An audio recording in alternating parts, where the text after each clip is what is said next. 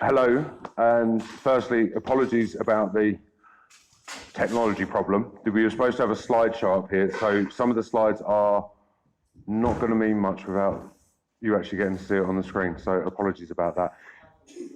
It's not, it's one of those things with technology. But if anybody wants the presentation, because it is, you can read through it, it's quite self-explanatory, please do just come over and see me after, and I can get your email addresses and I'll send it out to you next week, okay? Send it to Bill, okay? Is that all right? I'll send you it, Bill, and then you can send it out from there. So firstly, thank you. Secondly, my name's Leigh. I work for the Foodbank. I'm the logistics manager, which means I'm supposed to look after the stock, the furniture, and various other bits. But I think with any small organisation, you do a lot involved, including drains, vans, just about anything that comes along. So Epsom and Ewell Foodbank has been around for 10 years. It's the 10th year in September, or this is the 10th year. It will be the anniversary in September. They didn't think for 1 second the food bank would still be running 10 years later. It was set up as a short-term project, as a short-term need in Epsom and Ewell. Well, our area has grown dramatically. We are now cover Ashtead, Leatherhead, out to Fetcham and Effingham. We go all the way to East Horsley. Yeah, a lot of people don't realise how far out we go. We then cover sort of out to Mickleham effectively, and then going all the way up to Banstead, Chipstead, and back round Woodmanston as well, because we cover the areas that the other food banks don't. So believe it or not, you've got Sutton, then you've got Croydon. So there's huge gaps in our area. Now this particular slide here was going to talk about what our mission is, because a lot of people ask what we do. So our mission is leading our community towards a poverty-free future while supporting those who need our help. Because it's not just about feeding people. We can feed people, but that doesn't solve the problem. That doesn't get to the root cause of their problem. So our priorities in what we do is to always have compassion. That's within the community, but with our service users as well, our clients that come into us. Justice, working for those local people to get what's right for those local people. Unfortunately, we come up up against a lot of bureaucracy with housing associations, local authorities. So there's a lot that we have to help with, and actually with the legal system as well. And hope, offering people hope. A lot of the people, when they come to us, are destitute. We are the last resort. They haven't got anything. They've gone to Citizens Advice in tears. I've got no food. I've got no fuel. I've got nothing. What do? Go to the food bank. When they walk in, we can have a chat with them, and I've got some literature at the back there about what else we do besides food. And when you start explaining that, you can see the colour start to come back into their face. So you can see weight lifting off their shoulders, and the human person returns. And that's what we try and do, is give them hope. Because if there's nothing, if we can't do that, then what else are we there for? Just to give a little 2-minute bit of food. This is a really important slide, actually, about why people come and use our food banks. What's the main reason? Has anyone got an idea? Feel free to shout, go for it. Poverty. Empty fridge. Both very true. Poverty is a very general term. An empty fridge, yeah. People do come to us when they're financially broke, and when the fridge is empty, they've got nothing in the cupboard. They open that cupboard where the tin of beans normally is, and they ate that. Hungry children. The top reason, as Trussell trusts off their statistics, is what we call low income. Low income is you normally have a revenue stream coming into the property, but it doesn't cover your essentials, which is food. There are too many people working in a single parent working household, 2 parents working, that still need our services. There's members of our medical services that have used our services in this last year alone. It then goes down about sickness, benefit, debt, and things like that. But believe it or not, and this is a common thing we have, so homelessness is 0.2%. 0.2%. So I get lots of people say to me, oh, it's food for the homeless. Here, have some food for the homeless. It's not for the homeless. It's for the working poor. It's for the working poor. And I use that phrase because it really, really bugs me that people think it's benefit dwellers and homeless people. Oh, how wrong you are. Not you guys, by the way, that's just the people who... I guess part of that is the people who most of the time can get by, but kids need a new pair of shoes. Yeah. The car breaks down, but they use the car to take the kids to school and get to work. Yep. And that takes the money out of the budget that Yep. would be spent on 100%. So there's a complete, you're living by your means, just getting by. Little catalogue debt here, maybe, pay for Christmas. Then the boiler breaks, because you're in private housing, so you haven't got the local association, local housing authority to sort that out for you. The boiler breaks, the car breaks, something. That will cripple you financially. And that's not, you hear free vouchers from Trussell? Yeah, free vouchers won't get you over £1,000 debt on a boiler. So we don't work to 3 vouchers, we work to how long do you need our help for? Because people start to think they can only come 3 times. If you've been made redundant and you're skint, it's going to take a while to get that money back in the family. So we need to look after you for a bit longer. So yeah, 100% people are just getting by, and then school holiday kicks in. We see a massive increase in school holiday. You've got 3 kids, 9, 11 and 13, just as an example. That's 3 adults eating at home, 3 meals, 4 meals, 5 meals a day. 7 days a week. Where are you going to find the food? So this is another statistic slide, as you can see here. In 2019, we fed 5,314 people. Of that, there was 3,000 adults, 2,000 kids. The bit there is that was a really busy year. I remember that year. That was full on. Christmas was pretty busy that year. Then 2020 March. I don't know if anybody remembers that.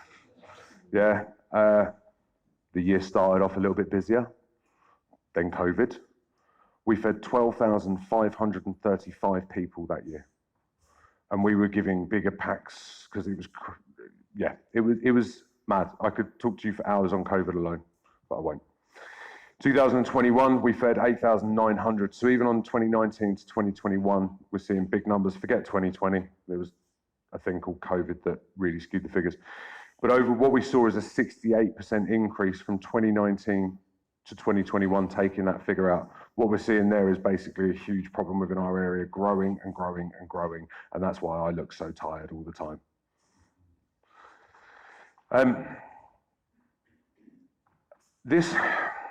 People ask, how many times do clients come?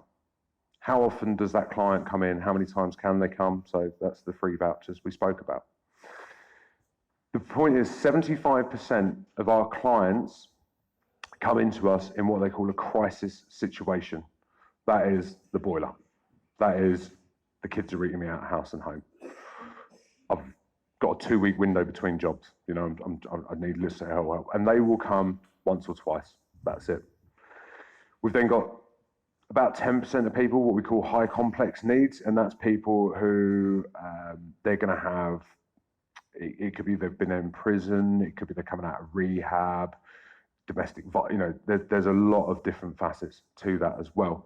And then you've got what we call the coping strategy, and they're the people that they have to use this because every month they're just not, the money's not quite getting there. Then maybe they're not receiving the right benefits. And we see that picking up about 20%. But then we look at how many vouchers we issue. So this is where I'm going to get a bit stats and boring for you. 50% of the people we feed actually only represent about 20% of our clients. Okay? So 50% of the food we give out goes to only 20% of the total people because those total people need our help for so much longer. So we do have a high number of high need clients. That's what I'm trying to convey to you. There are clients that we feed on a bi-weekly basis, and we have been doing that for nearly 2 years because of the problems they've got. But if you are working with us, and I'll go on to what else we do in a sec, we'll keep feeding you as long as you need because we want to give you that bit of hope. That's what's key. Another slide that I'd love to be able to show you. So in the last 10 years, We've fed 44,000 people in the area. That's 44,000 people. We've collected, feels more, 554 tonnes of food over those years. I think most of that came in during COVID. We generate around 200 hours of volunteering a week. I think it's a lot more than that actually now. And our key wards are areas like Tatton Corner and the Preston estate. I don't know if anyone knows up at Banstead.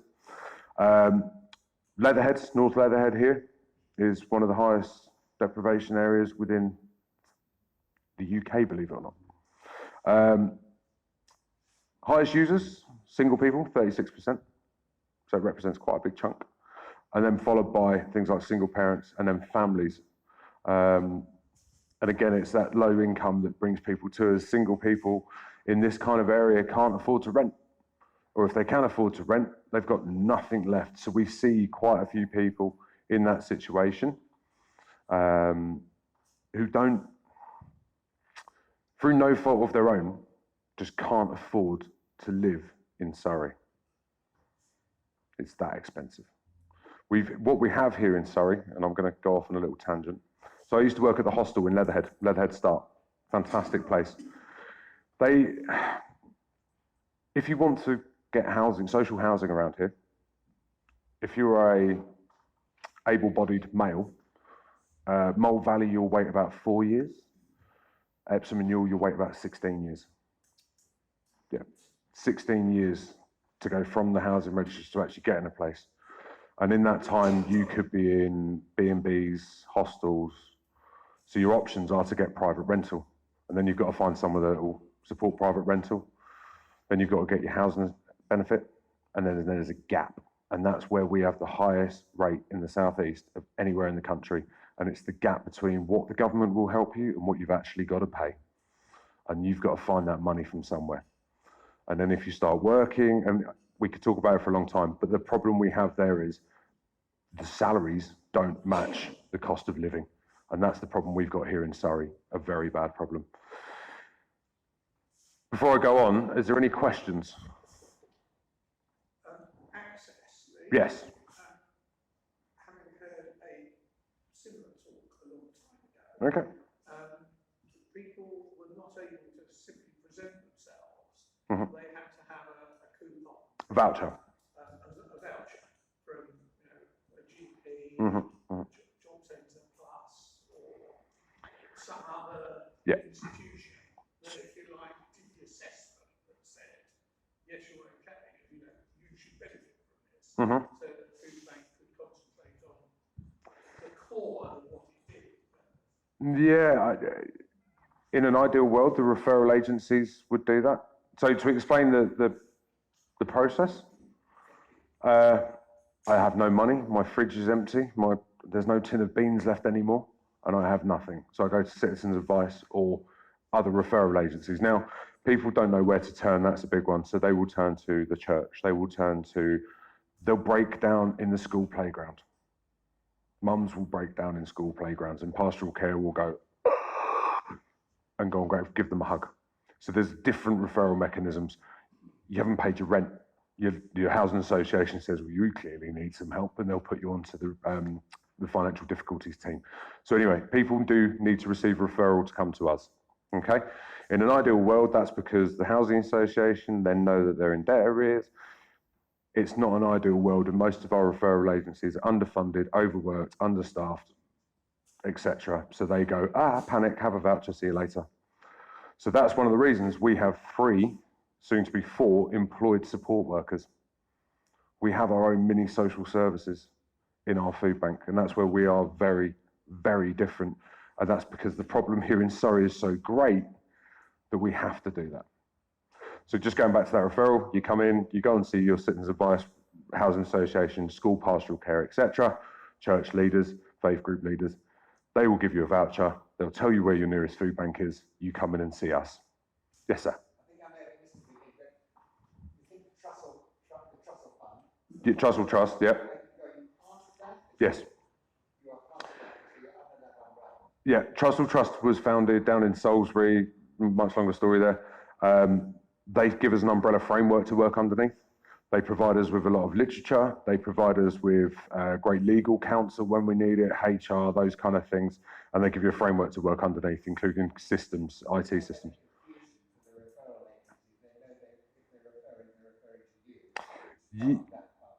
Depending where you live geographically, if you're issued a voucher, it tells you where your nearest food bank is to your home. So it will tell your nearest Trussell food bank to your home because it's a Trussell system. So if you live in Banstead, it would say your nearest centre is Banstead.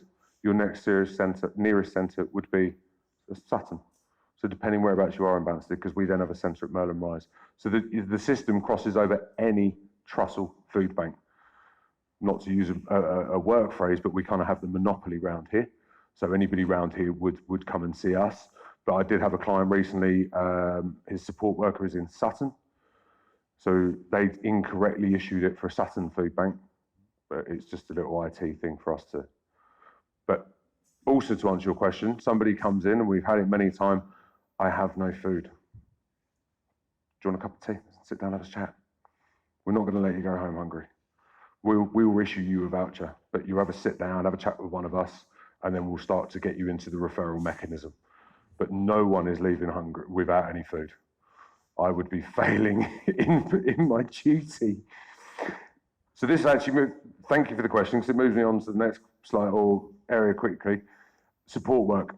We have, as I say, we originally had one, then two. We've now got a refugee support worker to work up with our refugee projects. I'm sure many of you know Joe Sherry.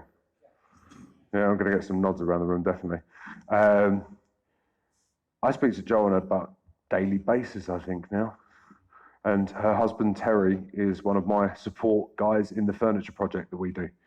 So on that, we run a furniture project we keep very, very quiet because otherwise we'd be too busy, where we help provide furniture out to our clients, people in need, such as sofas to microwaves to kettles. I've actually got a toaster in the car I'm dropping off in Leatherhead shortly. So with that, just a few days ago, I was with Joe's husband, furnishing a refugee masonette for some refugees. And some of you guys will be very pleased to know that we've received our first refugee family in Epsom and Ewell from the Afghans who had to leave, unfortunately, at the end of last year.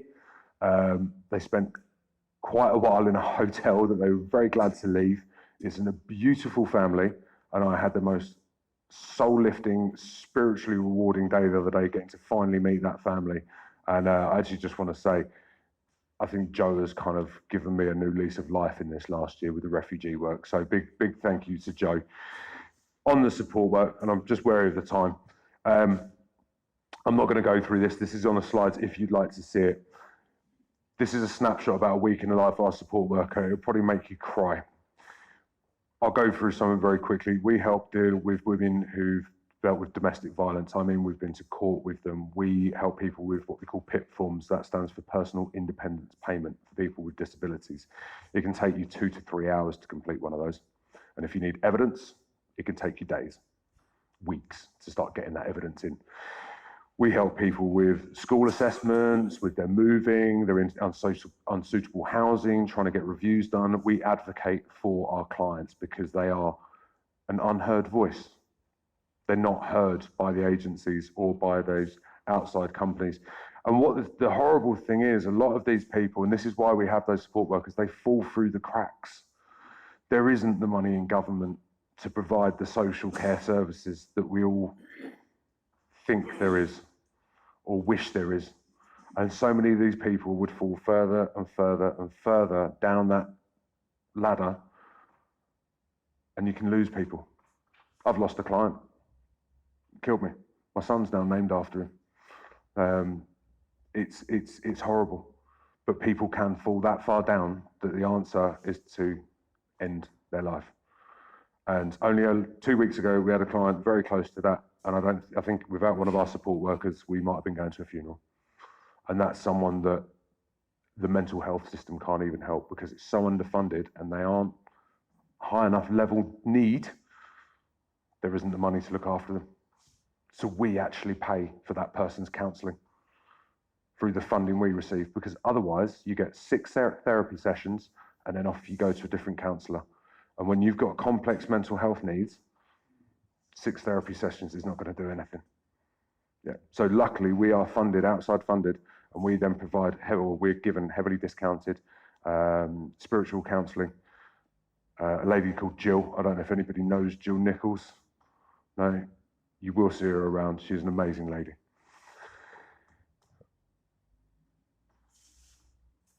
That pretty much, it's been really hard without the slides, I have to admit.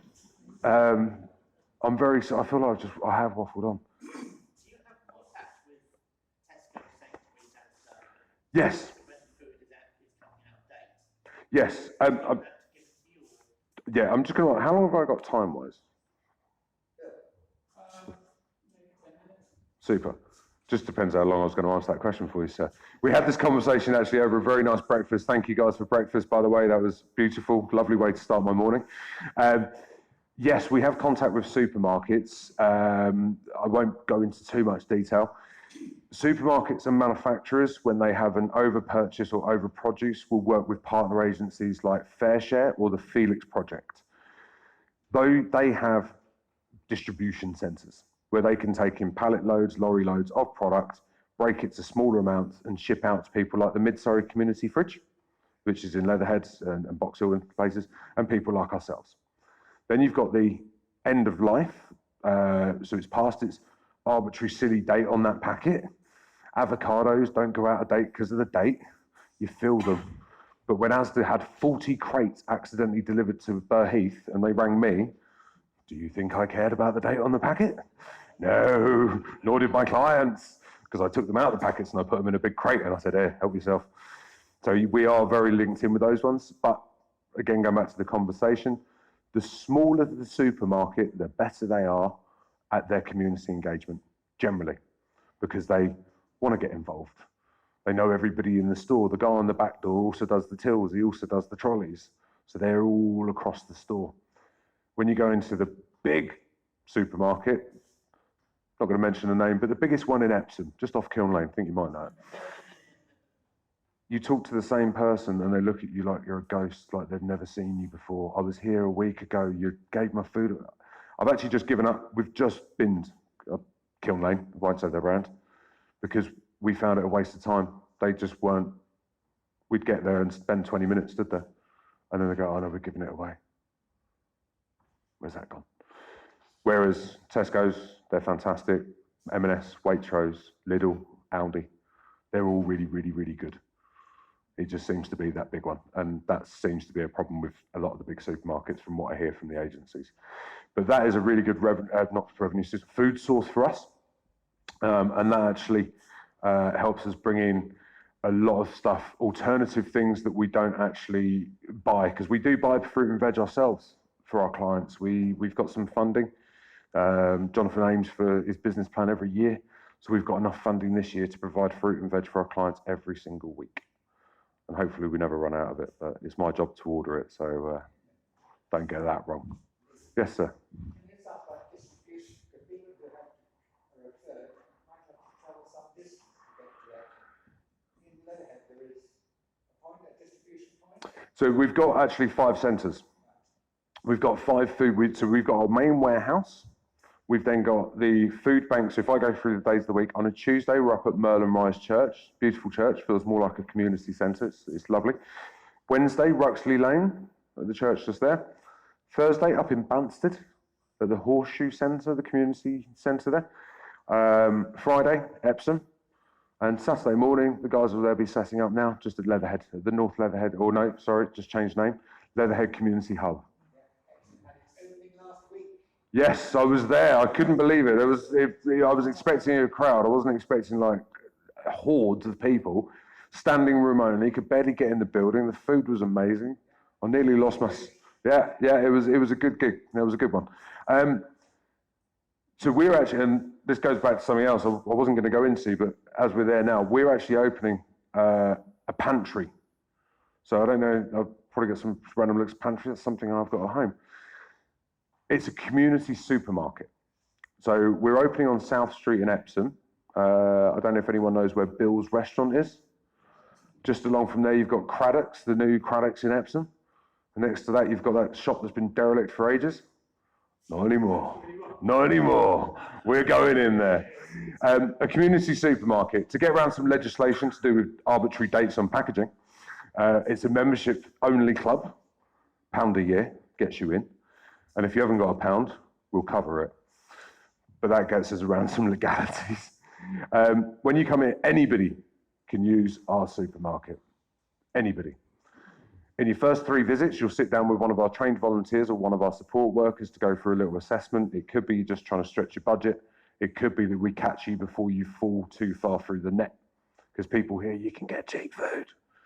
There's a lot less stigma than going to a food bank. Because it's just like going to Lidl or Aldi, right? Because we were all a bit worried about going in there the first time until we saw the middle aisle. But the key thing there is we will get to see people. They'll come in, be a £5 visit, and you'll leave with about £30 worth of food. The difference from the food bank is we will be sourcing through fair share, neighbourly, direct from supermarkets. We will be buying food in through the funding we've got, and through that £5 fee, people will get to make a choice.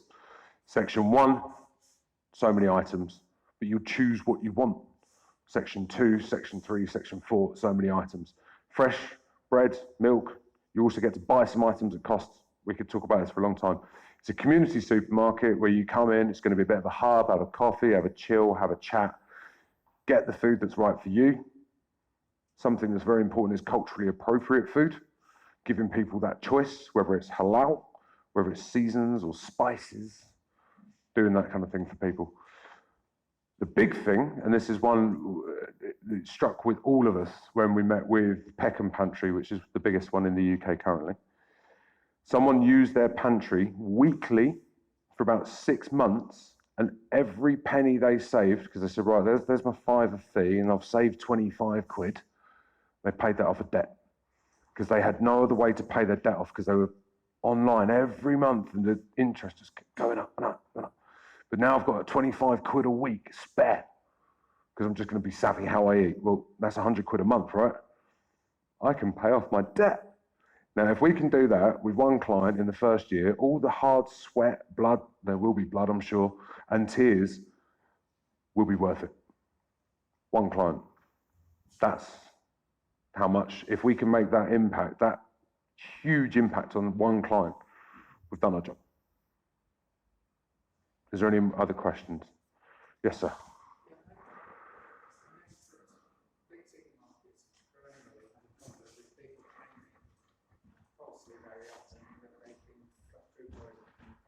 Yeah.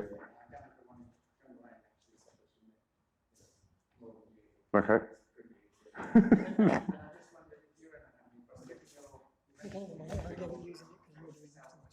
Yeah.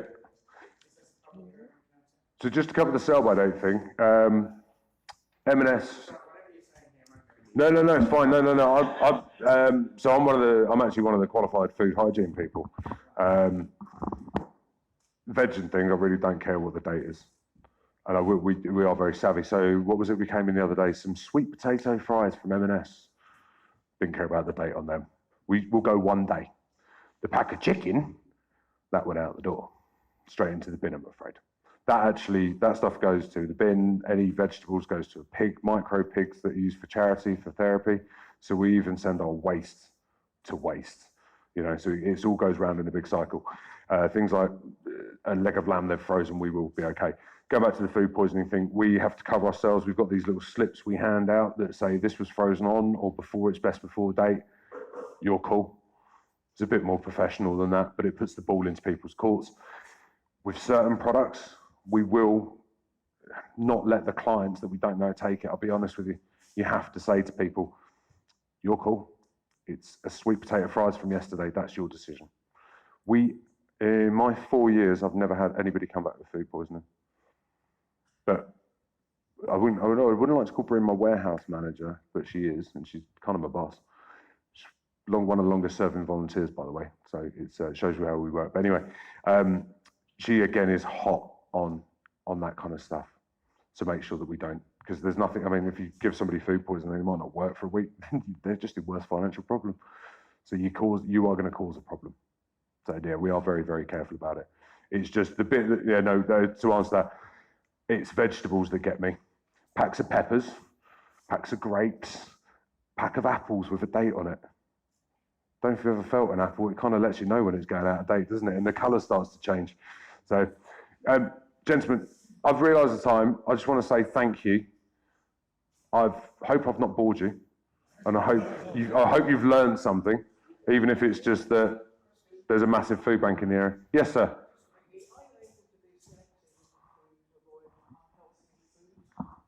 When someone comes to us, I'll just quickly cover this. When someone comes to us, we've got a form that we go through their key things: allergies, cooking facilities, because people, believe it or not, don't have cookers at home. So there's no point giving them a Frey Bentos pie if they don't have an oven. And then we run through what food they would like from us. We try and give them a healthy, balanced diet as best we can from ambient food. And that's one of the reasons for us it's vital to offer them fresh fruit and vegetables, not just tinned stuff. So when they leave, every person should have at least 3. So if it's a family of 5, they should have at least 15 items of fruit on top of the vegetables. Because then that'll be bananas, apples, maybe some satsumas, that kind of thing, grapes, depending what we would get given. So we try and give extra for that reason, definitely. But also, I'm going to be honest, you'll see us sometimes, and sorry, this one last bit, you will see us sometimes on our wish list put treats. Now, I'm the one who produces that wish list, and I get a lot of flack off people why we put that on there. If you've ever seen a child who hasn't had money in the house suddenly get a chocolate bar, a little Freddo, and the light in their eyes, because they haven't had that for months, and no child has done anything to deserve to be poor. No child. So do you know what? I'll put my hand in my own pocket and I'll buy them a chocolate bar because that's worth it. So it is nice to also give them a bit of a chocolate treat to the kids, I'll be honest with you. Leigh, it falls to me to ask for summarise where we are now, and to ask in a minute for a vote of thanks for your efforts this morning. I have to say thank you on several levels. Firstly, I'm mighty relieved that you're here today, because we did have a bit of a hiccup with Jonathan, who sadly tested positive for COVID earlier in the week. Do give Jonathan our best wishes, and we hope that he's back to full health soon. Thank you.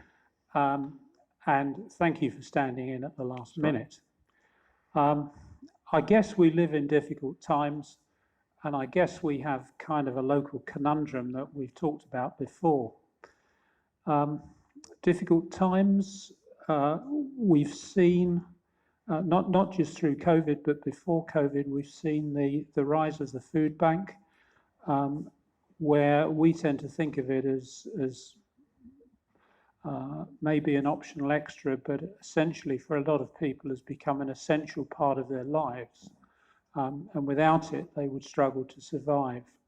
The local conundrum, well, we, I guess, are all fairly well heeled here.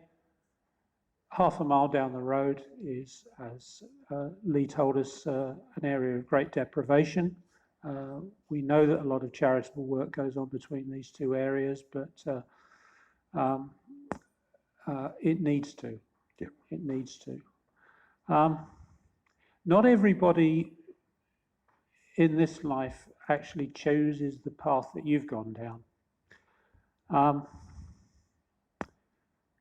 And I think it takes someone with a lot of kindness and generosity to actually dedicate their working life to this sort of venture. So for the great work that the Food Bank does, for your contribution and Jonathan's, and just for being here today, thank you very much. Gentlemen, could we have a round of applause, please? Thank you. Well done. Thank you. Thank you.